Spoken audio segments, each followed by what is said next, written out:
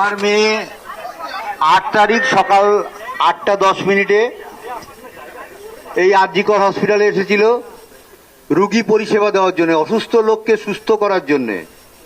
আজকে এই হসপিটালেই সে বলি হয়ে গেছে দুর্বৃত্তদের পাল্লায় পড়ে। দুর্বৃত্তরা তার জীবনটা শেষ করে দিয়েছে। আজকে তার এত দিনের স্বপ্ন, এবং আমি যে 62 বছর ধরে যে স্বপ্ন তিল তিল করে গড়ে তুলেছিলাম, একটা রাতের মধ্যে আমাদের জীবনটা পুরো উলটপালট করে দিয়েছে।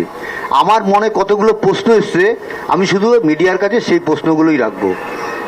প্রশ্ন 1, পুলিশ আমরা এখন জানতে পারছি আরজিকর যে আউটপোস্ট আছে তারা 10:10 আমার মেয়ের এইরকম পরিণতির শারীরিক খবর পায়, কিন্তু তারপরেও কিন্তু ওরা কোনো আমার মেয়ের কোনো শারীরিক পরীক্ষা করেনি, যেটা তাদের প্রথম কাজ ছিল সেটা কিন্তু করেনি।